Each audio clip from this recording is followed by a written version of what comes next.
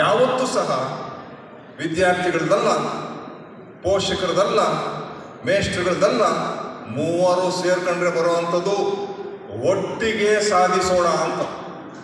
ಬರೇ ಮಕ್ಕಳು ಪ್ರಯತ್ನ ಪಟ್ಟರೆ ಆಗಲ್ಲ, ಬರೇ ಮೇಷ್ಟ್ರು ಪ್ರಯತ್ನ ಪಟ್ಟರೆ ಆಗಲ್ಲ, ಪೇರೆಂಟ್ಸು ಇದಕ್ಕೆ ಸೇರ್ಕೋಬೇಕು. ದೆನ್ ಎಲ್ಲರೂ ಸೇರ್ಕೊಂಡು ಒಟ್ಟಿಗೆ ಸಾಧಿಸೋಣ ಅಂತ ಕೈ ಎತ್ತಿದ್ರೆ ಎಂಥ ರಥ ಬೇಕಾದ್ರೂ ಮುಂದಕ್ಕೆ ಕೇಳ್ಕೊಂಡು ಹೋಗ್ಬೋದು. So the name of the lecture is together we achieve, ಒಟ್ಟಿಗೆ ಸಾಧಿಸೋಣ. ಇದು ಬಹಳಷ್ಟು ಕಡೆಯಿಂದ ಬಳಸ್ತೇನೆ ನಾನು. ಪೋಷಕರು ಅರ್ಥ ಮಾಡ್ಕೋಬೇಕು, ವಿದ್ಯಾರ್ಥಿಗಳು ಕರೆಕ್ಟಾಗಿ ಅರ್ಥ ಮಾಡ್ಕೋಬೇಕು. ಹೇಗೆ ಮನುಷ್ಯನ ದೇಹ ಬೆಳೆಯುತ್ತೆ, ಹೇಗೆ ಮನುಷ್ಯನೊಳಗಿರುವಂತಹ ಬ್ರೈನ್ ಬೆಳೆಯುತ್ತೆ, ಬುದ್ಧಿಶಕ್ತಿ ಬೆಳೆಯುತ್ತೆ. ಸೊ ಇದನ್ನೊಂದು ಕರೆಕ್ಟಾಗಿ ಅರ್ಥ ಮಾಡ್ಕೊಂಡ್ಬಿಟ್ರೆ ನಮ್ಮ ಮಕ್ಕಳನ್ನ ನಾವು ಅರ್ಥ ಮಾಡ್ಕೊಂಡಂಗೆ ಆಗ್ತದೆ. ಒಂದ್ಸಲ ನಮ್ಮ ಮಕ್ಕಳನ್ನ ಅರ್ಥ ಮಾಡ್ಕೊಂಡ್ರೆ ಹೆಚ್ಚು ಕಡಿಮೆ ಸಮಸ್ಯೆಗಳು ನಮಗೆ ಬರೋದೇ ಇಲ್ಲ. ಇದು ಪ್ರಪಂಚದಲ್ಲಿರುವಂತಹ ಮನುಷ್ಯ ಜಾತಿಯ ಎಲ್ಲ ಹೆಣ್ಣು ಗಂಡುಗಳಿಗೆ ಸೀಮಿತ ಆಗಿರುವಂಥದ್ದು. ದೇಹ ಬೆಳೆಯುತ್ತೆ, ದೇಹ ಹೊಟ್ಟೆಯಲ್ಲಿದ್ದಂಗೆನೆ ಅಮ್ಮನ ಗರ್ಭದಲ್ಲಿದ್ದಂಗೆ ಬೆಳೆಯಲಿಕ್ಕೆ ಶುರುವಾಗ್ತದೆ. ಮಿಲಿಗ್ರಾಮಿಂದ ಗ್ರಾಮಿಂದ ಕೆಜಿಗಳಾಗಿ ದೇಹ ಕೆಳಕ್ಕೆ ಬಂದು ದಪ್ಪ ಆಗಿ ಉದ್ದಾಗಿ ಎತ್ತರಕ್ಕೆ ಬಂದು ಇಡೀ ದೇಹ ಪೂರ್ತ ಬೆಳವಣಿಗೆ ಆಗಲಿಕ್ಕೆ, ಪೂರ್ತ ಬೆಳವಣಿಗೆ ಅಂದರೆ ದೇಹದ ಒಳಗಿರುವಂತಹ ಎಲ್ಲ ಅಂಗಾಂಗಗಳು ಸಹ ಪೂರ್ತ ಬೆಳವಣಿಗೆ ಆಗಲಿಕ್ಕೆ 15 ವರ್ಷ, ಹೆಚ್ಚು ಕಡಿಮೆ 15 ವರ್ಷ ಸಾಕು. ನಿಮ್ಮ ಎಲ್ಲ ಮಕ್ಕಳಿಗೂ ಈ ವಯಸ್ಸಾಗಿದೆ, ಈ ವಯಸ್ಸಾಗಿದೆ, 15 ವರ್ಷ ಆಗಿದೆ, ಪೂರ್ತ ದೇಹ ಬೆಳೆದಿದೆ ಅಂದರೆ ಅರ್ಥ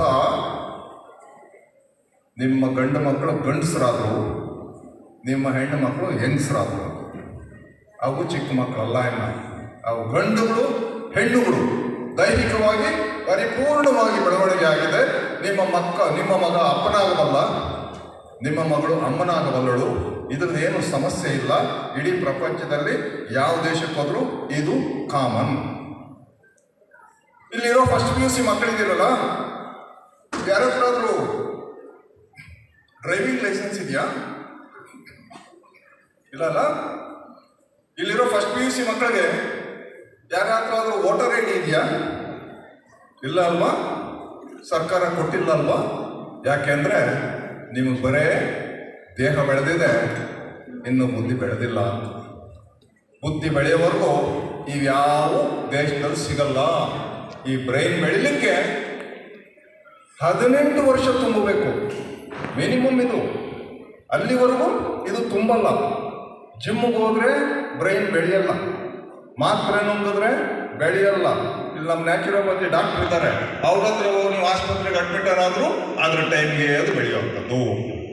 ಅಲ್ಲಿಗೆ ನಮ್ಮ ಮನೆಗಳಲ್ಲಿ, ನಮ್ಮ ಕಾಲೇಜಲ್ಲಿರುವಂಥ ಮಕ್ಕಳು ಯಾರು ಅಂದರೆ ದೇಹ ಬೆಳೆದಿದೆ, ಬುದ್ಧಿ ಬೆಳೆದಿಲ್ಲ. ಈ ಬುದ್ಧಿ ಬೆಳೆದಿರುವಂತಹ ಈ ಮಕ್ಕಳಿಗೆ ಯಾರ ಬುದ್ಧಿ ಕೆಲಸ ಮಾಡಬೇಕು? ಮನೆಯಲ್ಲಿರೋ ಅಪ್ಪ ಅಮ್ಮನ ಬುದ್ಧಿ ಕೆಲಸ ಮಾಡಬೇಕು, ಕಾಲೇಜಲ್ಲಿರುವಂತಹ ಮೇಷ್ಟ್ರ ಬುದ್ಧಿ ಕೆಲಸ ಮಾಡಬೇಕು. ಇವೆರಡೂ ಕರೆಕ್ಟಾಗಿ ಇನ್ನೊಂದು 2 ವರ್ಷ ಕೆಲಸ ಮಾಡಿದ್ರೆ 18 ವರ್ಷ ಆಗೋಗ್ತದೆ, ಎಲ್ಲದಕ್ಕೂ ಲೈಸೆನ್ಸ್ ಸಿಗ್ತದೆ, ಸ್ವತಂತ್ರವಾಗಿ ಆಲೋಚನೆ ಮಾಡ್ಬೋದು. ಸೊ ಅಲ್ಲಿವರೆಗೂ ಈ 2 ವರ್ಷ ಇದೆಯಲ್ಲ, 16ಕ್ಕೆ ಇಲ್ಲಿ ಬಂದವೆ, 18ಕ್ಕೆ ಆಚೆ ಹೋಗುವಂಥದ್ದು. ಈ 16ರಿಂದ 18ರವರೆಗೂ ನಾವು ಈ ಮಕ್ಕಳನ್ನ, ನೀವು ಈ ಮಕ್ಕಳನ್ನ ಸಣ್ಣ ಮಕ್ಕಳು ಅಂತ ತೀರ್ಮಾನ ಮಾಡ್ಕೊಂಬಿಡಿ. ಬೆಳೆದು ಬಿಟ್ಟವೆ, ಕಾಲೇಜ್ಗೆ ಹೋಗವೆ, ದೊಡ್ಡವರು ಅಂದರೆ ನೋ, ದೇಹ ಮಾತ್ರ ಬೆಳೆದಿದೆ. ದೇಹ ಬೆಳೆದು ಬುದ್ಧಿ ಬೆಳೀಲಿಲ್ಲ ಅಂದರೆ ಮಕ್ಕಳು ದೇಹ ಹೇಳ್ದಂಗೆ ಕೇಳ್ತವೆ, ದೇಹ ಹೇಳ್ದಂಗೆ ಕೇಳ್ತವೆ.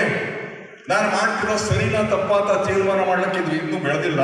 ಹಾಗಾಗಿ ನಿಮ್ಮ ಬ್ರೈನ್ಗಳಿಗೆ ಕೆಲಸ ಮಾಡಬೇಕು. ಸೊ ಅಲ್ಲಿಗೆ ನಮ್ಮ ಹತ್ರ ಇರುವಂತಹ ಈ ಮಕ್ಕಳು, ಪ್ರಥಮ PUCಗೆ ಬಂದಿರುವಂತಹ ಮಕ್ಕಳು, ನಮ್ಮ ಆಡು ಭಾಷೆಯಲ್ಲಿ ಹೇಳಬೇಕು ಅಂದರೆ ದೋರೆಗಾಯಿಗಳಿದ್ದಂಗೆ. ಈತ ಪೀಚು ಅಲ್ಲ, ಅತ್ತ ಹಣ್ಣು ಅಲ್ಲ.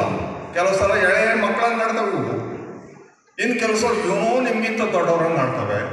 ಇವರನ್ನ ಕರೆಕ್ಟಾಗಿ ಮ್ಯಾನೇಜ್ ಮಾಡಬೇಕು ಅಂದರೆ ನಿಮ್ಮ ಸಹಕಾರ ಬಹಳ ಮುಖ್ಯ.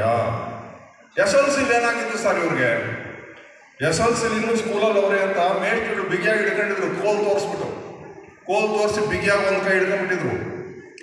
ಮನೆಯಲ್ಲಿ ಅಪ್ಪ ಅಮ್ಮನ ಇನ್ನೂ ಸ್ಕೂಲ್ ಮಕ್ಕಳು ಅಂತ ನೀವು ಒಂಚೂರು ಜವಾಬ್ದಾರಿಯಿಂದ ಇದ್ರಿ.